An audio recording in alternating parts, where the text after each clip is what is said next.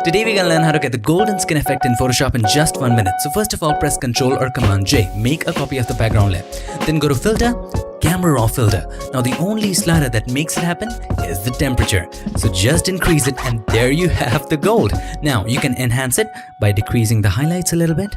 To have more details in the highlights, maybe increase the white to increase more shine to it. And here's the grunge, the clarity. Let's increase it. Wow, it looks awesome, doesn't it? You can also try play with dehaze. It looks more awesome. But the thing is, it's becoming too bright. So let's decrease the exposure. Even more awesome. Maybe let's just increase the shadows and play with the blacks, just like this. I'm satisfied, just hit OK. It also affects the background. So all we have to do, hold the Alt or Option, click on the mask button and then take the brush, make sure the foreground color is white and paint on him just like that. So that's how to create the awesome golden skin effect in Photoshop.